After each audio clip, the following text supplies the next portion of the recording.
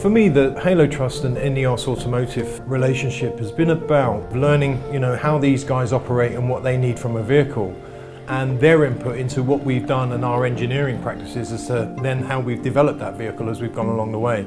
Hence why we're now in Kosovo. So we brought our prototype vehicle over and we're just understanding exactly how that can operate within the territories that they're working with. Steve, how are you? Not too bad, good to see you again. Nice, and you? Welcome. Hi Steve, good to see you again. And you, how are you doing? Not too bad. Welcome to Kosovo. Thank you very much. So what we're going to do is we're going to go in and Wilco's going to give you a safety brief. Excellent. And then we'll get out on the road. Brilliant. Steve, welcome to Halo Kosovo. Thank you. Well, we have been working since 1999 to clear landmines and cluster set munitions. Yeah. We have our landmine clearance team number 7 working here. What are you finding down there? Mainly stake mines. Okay.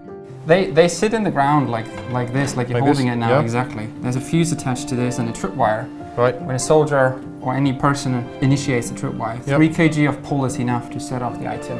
And you found many of those? Yes. Yeah. Wow.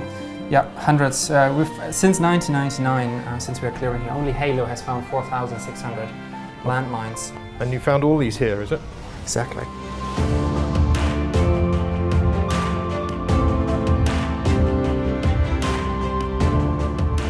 The challenges in the terrain in Kosovo are twofold. It's on-road driving as well as off-road driving, such as muddy roads, straight into rocky terrain, heavily rutted and snowy conditions.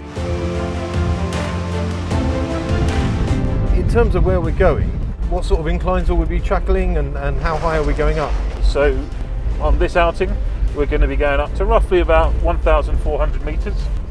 This is probably the normal sort of roads we would start to expect when we're getting closer to a task. The majority of Halo's light fleet vehicles are also ambulances. If there is an emergency that happens, it's key that the vehicle not only get there smoothly, but also quickly in a safe manner. The Grenadier showed some great colours. It was on-road driving, was very smooth and very controlled, and then it effortlessly moved into the off-road role without any issue. So today we've been out with the guys in a live environment and seen the terrain that they've gone through. And these guys are not operating on roads as we would know. Very tough conditions. And we've gone up in sunshine and we've come down in what was ultimately pouring rain.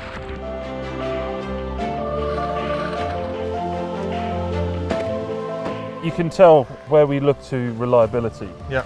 So we're on these roads every day. Yeah. We're up, we're down, probably multiple times a day. Yeah. I mean, as you can see, the weather's come in on us. Yeah. Then the surface then completely changes. So yeah. we had to go into low ratio to ensure that we weren't over braking, we weren't sliding and pushing the vehicle, which was fantastic. Yeah, so we've come down quite a steep incline. I've hardly used the brakes at all. Mm-hmm. Maybe dabbed them twice.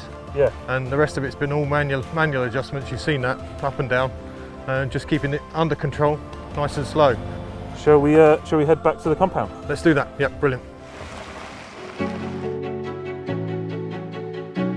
Having travelled to a number of programmes already with the Halo Trust, Cambodia, Zimbabwe, Ukraine and now Kosovo, it's clear that the Grenadier would be up for every train that we operate in now and in the future. It's extremely important. The job that we do, we can't do without vehicles.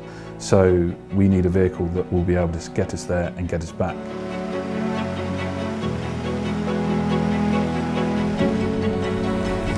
Being out in Kosovo will allow me to then take some feedback to our engineers, how the vehicle's performed, the good points, and there's been many good points that we've seen, and then any tweaks and changes that we still have the opportunity to make. It's been great being part of the testing and development of the Grenadier and to see what capabilities it has and what possible future it would have within Halo Trust. Seeing the Halo Trust working in the live minefields, understanding what they are doing, how they're clearing these areas that then allow families to restart their lives. They've now been able to go and refarm their land, create their own produce, and from our point of view, if we can play a part in that with reliable, durable, credible vehicles that allow Halo to continue the great work that they're doing, then the partnership's working.